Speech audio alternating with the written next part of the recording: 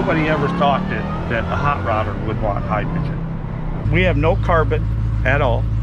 We're at Arrington Performance to check out this truck. It says hydrogen on it, and that's not a joke. We need to figure out how this thing works. The mad scientist here is Mike Copeland. I know everybody's probably thinking, oh, it's hydrogen, it has to be boring. Everything that's good for the environment is boring. Yeah.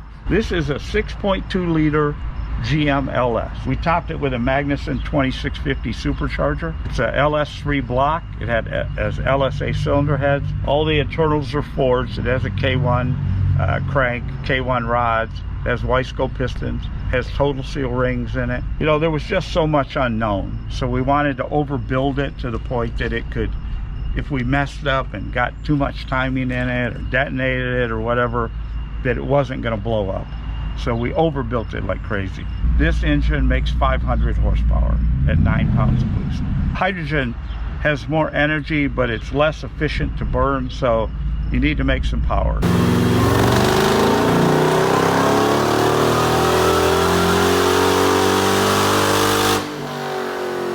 We have the opportunity, obviously, to turn the boost up.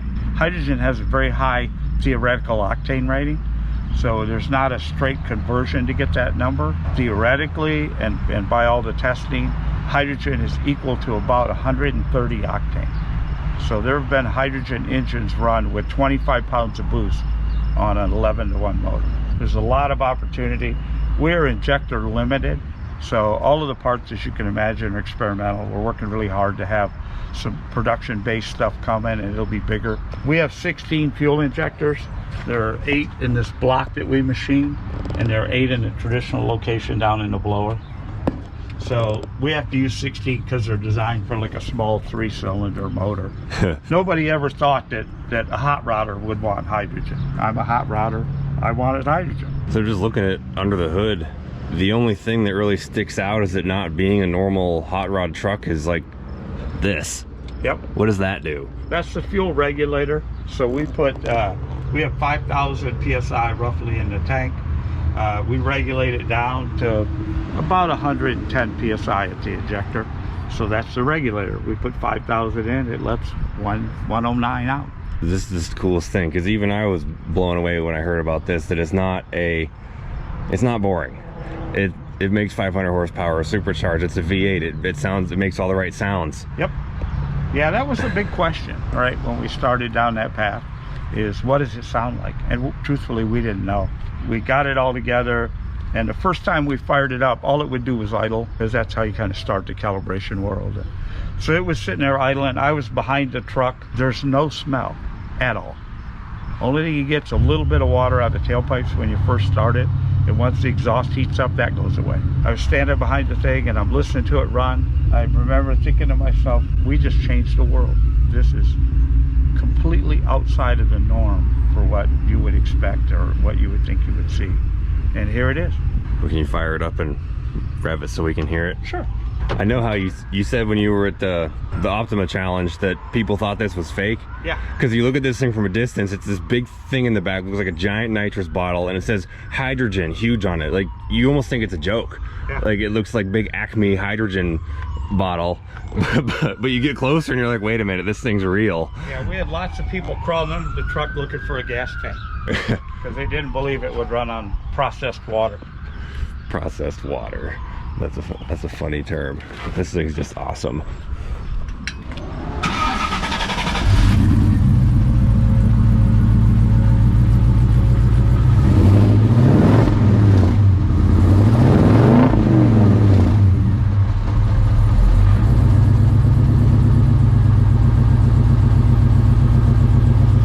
Yeah, it doesn't smell like anything. There's no smell. It just smells like... Hydrogen is unique from the standpoint that there's no cold enrichment. So if this was all gasoline, we'd have to put a cold enrichment in it to add more fuel when it's cold. Right. Hydrogen doesn't require that. Huh. All we It's do already is, gas. Yeah. Right? Because gasoline has to vaporize it. You don't burn the liquid fuel. So you have to, when the engine's still cold, it doesn't fully evaporate. So you have to put more fuel into the light ends can evaporate. Right. So you can get the proper air fuel ratio. Because this is already a gas going in right where it is. Yeah. We increase the RPM just a little bit based on temperature to give it, because of the cold of the oil and everything else. And sound awesome. Yeah, it's just like regular Perfect. hot rod truck. Yeah. If you didn't, if I didn't let you see the tank and you got in it and drove off, you would not know. Yeah. Couldn't even tell where the tailpipes were. Now I can see the water coming out.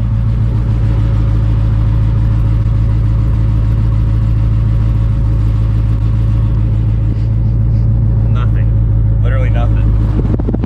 So what happens if this was running in a garage and you were like letting it run in there? Would you kill yourself? No. You could let this run in your garage with the door closed forever? Yes, until it ran out of fuel. You could literally, I mean, you got temperature, right? Exhaust temperature, but excluding the temperature, you could put a hose on the exhaust, run it to a mask, and just stand there and breathe forever. We've run emission tests on it. We ran the EPA certification tests, FTP 74, FTP 75, and USO 6, which are the three key kind of tests to validate where you're at emission wise. And there is no carbon. It actually, there's more carbon in the air than comes out the tailpipes. So it actually cleans a little bit of the carbon out of the air as it burns it. Interesting. Yeah, with the EPA test, they actually put the vehicle in a controlled cell and they look at everything that comes in and everything that comes out, not just the tailpipes, the evaporative, everything out of the entire vehicle. Like you could have some gear loops built on a header and that would throw off the test. Yeah, you got to make sure you have no leaks. And the engine in this is based on a 2014 Cadillac CTSV or a 2014 Camaro. So either LS3 or LSA. They take the government takes all of the emissions, it puts them together, and they come up with a number, and it's defined as a bin. This engine, when it was new, was a bin 150. Lower numbers are better. So in 2023, a brand new Corvette is certified at bin 125. They've gotten that much better. The government regulations have changed that you have to be that much better. Our first run with this truck with no catalytic converters, no exhaust after treatment, no tank evap because we don't evap anything. Right. Our first run was a bin 70. Wow. So we're that much better. Now, in 2035 is when today all the regulations are slated to change. And the requirement for 2035 is that they be a SULEV rating, which is once you get past bin, then you go to SULEV. And where does bin end? Bin 50. 50, all right. Yeah, and then you go into SULEV, and it goes, 40, 30, 20, 10. Based on some knocks that we get at a couple specific points, the heavy acceleration cycle, we know where those are. We're working to try to do them, but we have a backup plan that will allow us to be SULEV 20. Huh. So is that even from the combustion, or is that just like crankcase oil that's left on the cylinder wall? We're not really seeing that, even when we measure for carbon. So our total seals are sealing it up. They're working exceptionally well, and we have a little bit of an elaborate crankcase ventilation system that we created for this. But what it really is we have no carbon at all. We just need to control in a couple of finite places the NOx. Our NOx on our first run was 0.086. The system we're going to put in will take 90% of that away. I'm trying not to ask questions that I think you won't want to answer. I just won't answer. What's the bin number or the SULEV number of like the best gasoline burning hybrid car, whatever, that you could, like a Prius or something like that? If you just do internal combustion engine, okay, because they calculate electric for emission ratings different than they do gasoline. Huh. So if you use anything gasoline based, I don't know of anything that's where we are today. I don't know of anybody that's at bin 70. There's some bin 90s, mid 90s out there, but that's some really small engine that's really limited on power and specifically targeted certain areas. But I think we're as good or better than any internal combustion engine in the world today. And you're making over twice the power with an engine that's we're fun. The other ones that are making bin 70 or bin 80 or 90, we're probably 5 times the power they are. Oh, so they're little engines. Yeah, and we're doing it with no exhaust after. That's the big piece, right? There's nothing. You've done literally Headers. nothing. Straight stainless exhaust. Right. Yep. Wow. So that's the hydrogen part of it, right? Yeah. So hydrogen, it's impossible to make carbon with hydrogen. You have to induce something that burns that creates carbon if you're going to get any carbon out of this truck. Well, I guess probably somebody watching this would think, what happens if somebody rear ends you and that tank pops? Well, this tank is DOT certified, so for crash. So this is what they make them in stage 3 and stage 4. This is a spun aluminum tank that's wrapped with carbon fiber. Oh. So if you were to crash it, it doesn't matter. It's almost impossible to puncture. And if you did, it would just, the hydrogen will go straight up.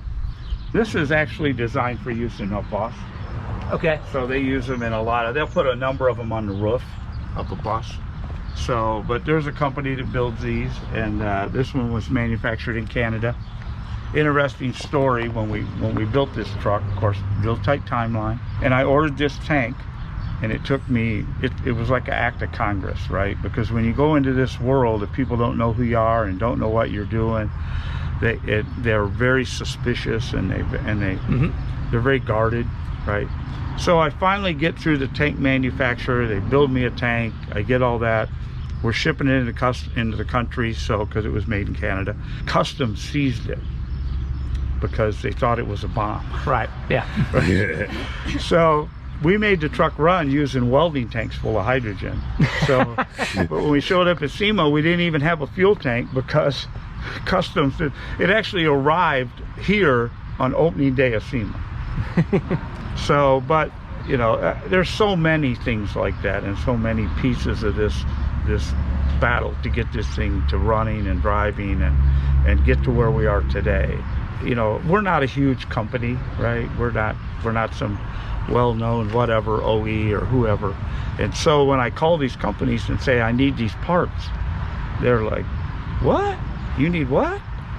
Yeah, I do. What are you doing with it? Well, I'm building a truck that runs on hydrogen.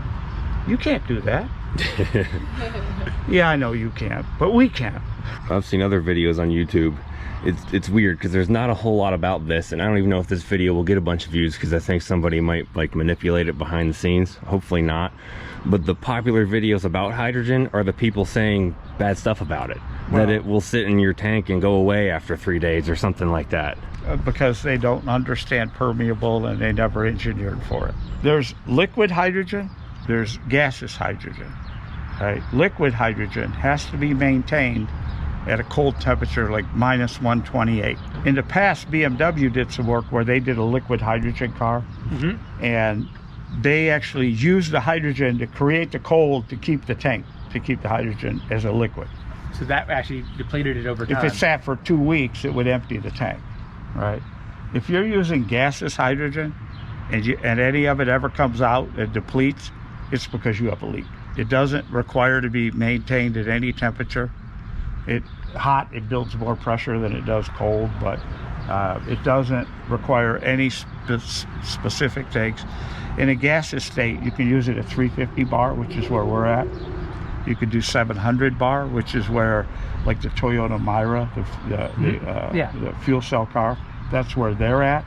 And then there is a 10,000 PSI rating, and but that's not very popular. As an example, every Amazon distribution center in the world, as well as every Walmart distribution center, all their high-lows run on hydrogen. So they're all fuel cell. So they use hydrogen to create electricity to run the trucks. So they manufacture it on site, refill on site, and that's what they do. So people don't know about it. They don't think about the fact that hydrogen is all over the place. They just think that it's the Hindenburg. Yeah. Well, about you said the people that have all their negative comments about stuff, hydrogen on YouTube and stuff in the different videos, and you know, we've seen the guys with the whiteboard and they tell you why this engineering explained. Right, yeah, it's okay, this won't work. I watched that video too, and I'm watching it like, this guy hates hydrogen, he hates ethanol, this guy hates everything. Right, but the reality is like, hey, don't tell the engine that it won't work because it doesn't know any better, but it's working, right? So I get it. This is what you used to think in theory, right? You're mathing all this stuff out, and I'm not against that, but the reality is that engine doesn't know that. It's working. It does all these things that everyone says it can't. It does. It does it over and over again. So it's like, shut up with the people that are typing and theorizing. Theory's only theory. Yeah. This works. It's not the real world. Right. It actually works because you can combust it, and utilizing direct injection and turbocharge, or I didn't say turbocharging, but supercharging, you can get the efficiency that people say you can't, right? And obviously you guys have worked really closely with Bosch and your other engineering partners to figure out how to manage the pros and the cons of the fuel. Like I said, you had that list of 12 things you started off working on, and I know when I first started talking to you, you'd worked through like 9 of the 12. Now you said this morning, like, you got them all elect now? Yeah. Yeah. We got 12. Yeah. And there's still more, right? Right. But those are the common 12 issues that people that have been trying to do hydrogen have said, hey, you make so much progress, then you kind of run into this wall. So here are these 12 hurdles that you got to overcome to make this real. Yeah. And the 9 of them we solved before we even had this running. Yeah. So, well, it helps that you had some friends that are part of the project that have been working on this it's not like y'all just picked this up no 2 years ago. You had guys been working on this for decades. Yeah. They knew what they were doing. Yeah, I didn't stay at a Holiday Inn Express and get up the next morning to build this. If you engineer anything or design anything, you do the analytical work, and the analytical tells you do this and you get this. You do this, you get this. You do this, you get this. Right? So a lot of what the 12 issues were because of analyticals. I'm not an analytical guy, right? I mean, I know it, we do it, all of those things. But the reality of it is, I was a technician before I was an engineer, right? I question the norm. And that's how we got where we are with this. Is the people that support me, the people from Bosch, they listen and they respect me when I question, and then together we work on a solution to solve it. This is the proof. This is the solution. Yeah. It just works. I think that says a lot about, you were a technician before you started the engineering process. Well, a lot of these engineers will come out of school and they'll draw up blueprints for stuff, but they don't understand how things actually work in the real world, or building things, and they'll draw up blueprints that won't actually work because they don't know how things work. Yeah, they have to learn. Yeah. You have to pay to learn. Yeah. See all this gray hair? I've been paying for a long time. This will be one of those things to look back on when I'm an old man. Be like, I remember the first time I rode in a hydrogen vehicle. I was only 27. There you go. Now everybody has one. I'm afraid to like close this. Go ahead.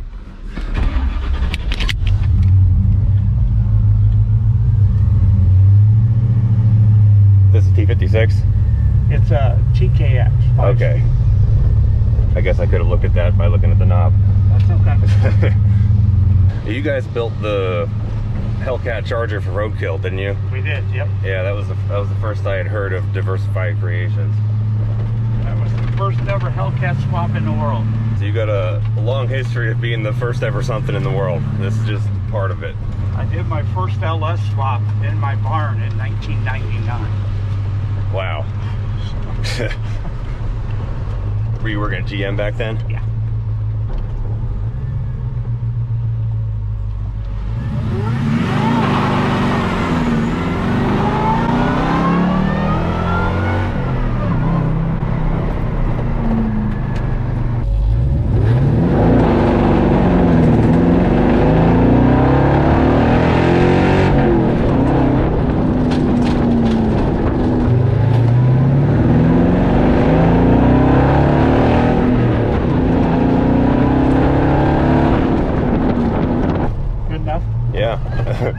That makes all the supercharger sounds you'd expect.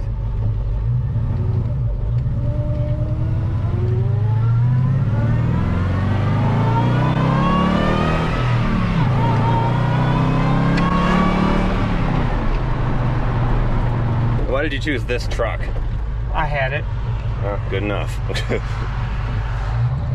Plus, I needed something that would get attention.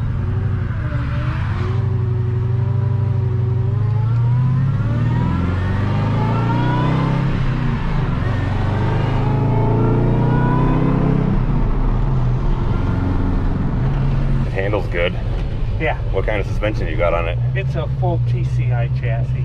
Oh, wow. Involved with all 281 double adjustable coilovers. It's got bare brakes on it, 14-inch rotors, 650 calipers. It's got a McLeod clutch in it.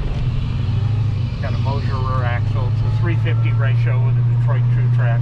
Take that, haters. You would never ever know. You would never know. It makes all the right sounds. It makes power. Yeah. Handle it.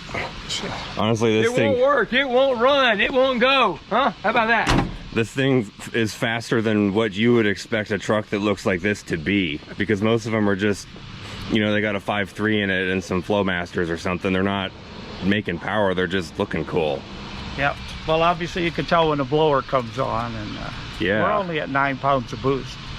So when we get bigger ejectors, we'll turn that up. So I think it's realistic to make 600, 650 maybe with this.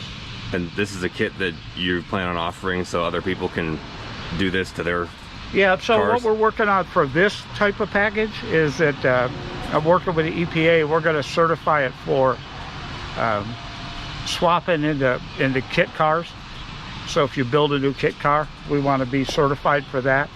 So people will be able to buy this package and bolt it into their Corvette Grand Sport kit car, their whatever, Cheetah kit car, their off-road dune buggy. I think this is the future of motorsports, I think it is too.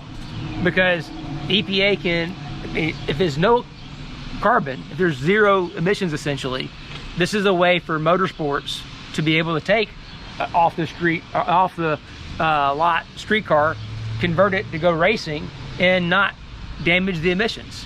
So all the stuff about the whole RPM Act and all that whole fuss, Yeah. like where the EPA isn't happy with racing, this is the solution to it. It makes it where people can go buy production cars, they can convert them. You can actually build custom built race cars. I mean, NASCAR should be looking at this versus anything else. Mm-hmm. This is where it needs to be, because it's the answer. Right now, I think it's the only answer. Electric cars are fast for a little while. I mean, I have a customer with a Tesla Plaid, and the thing's horrifyingly fast, like the first 3 times you step on the pedal. And then the 4th time, it's nowhere near as fast. And if you run it hard like that, it depletes the battery in no time. You're gonna Plus, switch cars halfway through the race. there's no sound. Yeah, that's, Right? that's the Yeah. lamest part. Yeah, it's the lack of the sound. Ford built a Mustang with an electric motor in it, one of their Cobra Jet cars. It runs mid-8s, right? I go to Las Vegas Motor Speedway every year at SEMA, right before SEMA for the NHRA race. When they make a pass, the line gets long at the beer tent because nobody cares to watch it, Yeah. right? It just goes, you hear the tires squeal and it goes, nobody cares, No, right? it's passionless. Yeah. Yeah, the sound, I mean, think about it. People complaining in Formula One about, from the V10 era to today, that it's not, the sound isn't there, that it's muffled, it's just not the same passionate. There's no personality. Right. To me, this has got that guttural sound, it's acceleration, it's combustion, you hear it, you feel it, it's all the things you want in a competition type engine. So to me, it's like, yeah, this is what motorsports should be looking at and adopting as our future, so that we can be compliant with what needs to happen in the rest of the world. We can still go race, we can still have fun, and we can do it clean. You can do it with hydrogen. And oh, by the way, it's only the most abundant element in the universe. There's no shortage of hydrogen anywhere. Yep.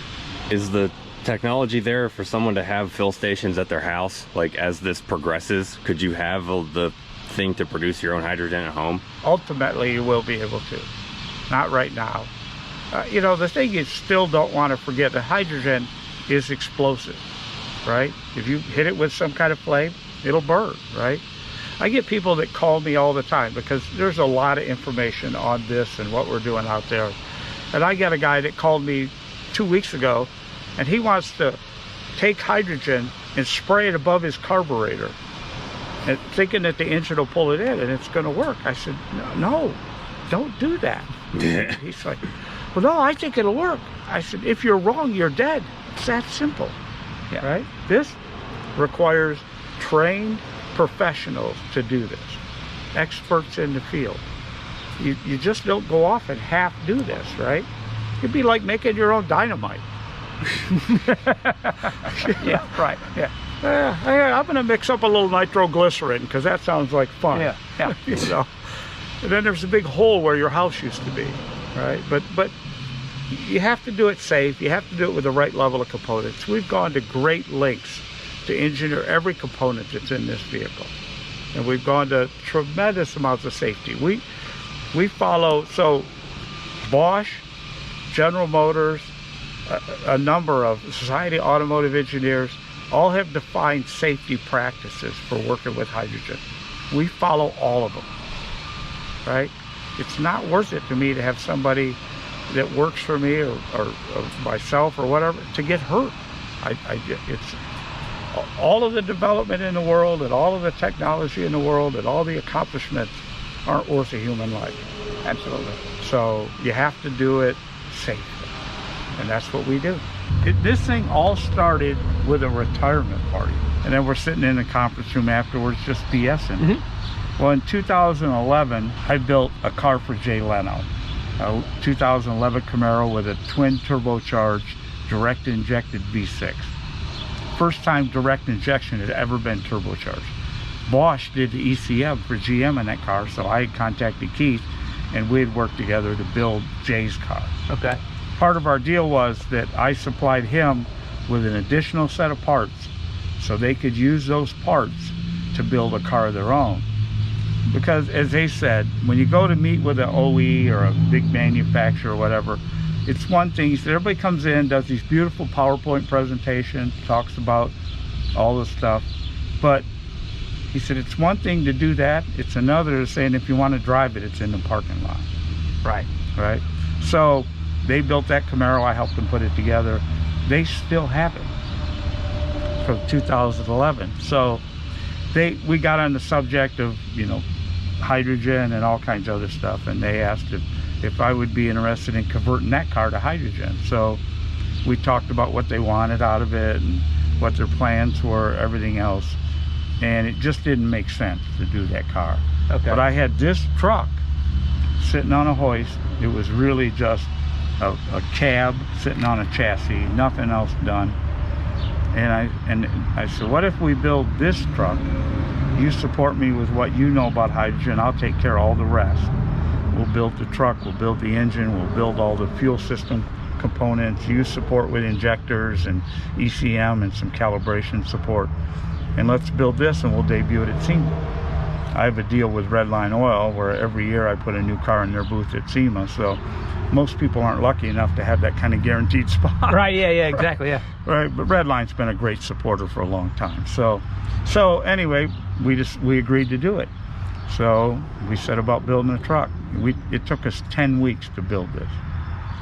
That's body, paint, interior, engine, chassis, full. I mean, 10 weeks from the time we started until we fired it up and took it to SEMA. It's been a battle. We've learned so much. I have some great people that help me. My chief engineer, Al Butlin, phenomenal, and he has so much knowledge and so much skill, and there were things like, if you've never been in hydrogen, it's the smallest molecular structure known to man.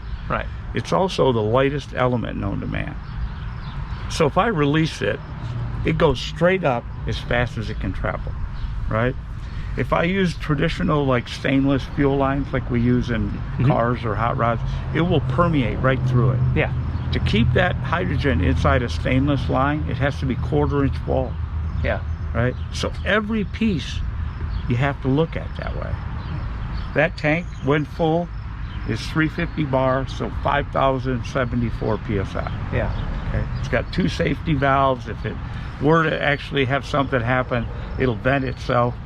If you set hydrogen on fire, we did a test with Bosch where we created a hydrogen leak and actually lit it. It goes up so fast and mixes with the atmosphere, put itself out. Cleans itself, yeah. right? So there's a lot of misinformation. Everybody thinks about the Hindenburg, you know. Because that was the paint that was burning, not the stuff inside, wasn't it? Well, in the Hindenburg, they took a cloth balloon because they needed it light, but the hydrogen permeated right through the cloth. So they used 7 chemicals and then coated it with aluminum. So when they hit the power line, the aluminum created a short, blew a hole through it. There are very few pictures of when that happened in the Hindenburg, but the hydrogen, you can see it escape and it goes straight up, right? Big flame, but it puts itself out. It burns 3 times as fast as gasoline. As far as we know, no one in the Hindenburg died from the fire. They died from it crashing. It got a lot of bad press. Still the #1 question that people ask me today, right? When Hindenburg, they see hydrogen. Yeah, Hindenburg. But this tank is DOT approved. It's been through all of the testing with the Department of Transportation. Well, you mentioned the buses, and I think about, we were in California not long ago to do that video with Ed Pink, and they actually have public buses in LA that run on hydrogen, and they probably use those exact tanks. They do. Yeah, they make them in different sizes, obviously, but this one is, it holds just over 3 kilograms of hydrogen. Yeah. So, and it's been that way for a while. I know there's from where Edelbrock's building was in Torrance, down the street, there was a Shell hydrogen station. It's been there for years. Yeah. It probably at least 5 or 6 more years. Yep. California is the only state currently where they have commercial pumps that you just pull up to and buy hydrogen. There's a lot going on with it. They're building a bunch of them and it's coming. I know in this channel we typically do history videos. This is more current, but I believe that this is history in the making. Like we said before, a lot of the popular videos on YouTube about hydrogen are ones that are saying why it doesn't work. Well, for every great thing, there has always been a million people saying why it doesn't work, why it can't work, why it's a bad idea, blah, blah, blah, blah, blah. And then it takes one guy to look past that and actually sit down, do the work and figure it out, get away from the chalkboard and get a wrench in your hand and just do it. Now there's a lot more stuff we talked about off camera that we can't tell you, but you'll find out about it in due time.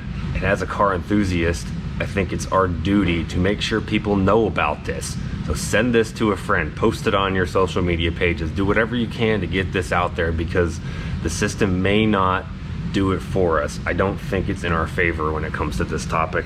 Hopefully you feel like this history in the making too, because I do. Hair on my arm standing up right now.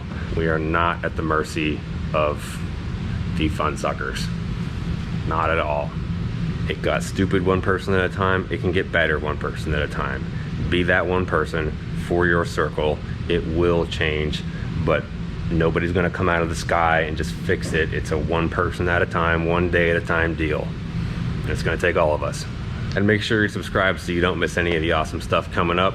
And check out all the stuff we've already done. Lots of technical, lots of history, lots of racing. Sneak peek of the race car back there for those of you who watch everything we do. Has not been shown anywhere yet, but we're getting there.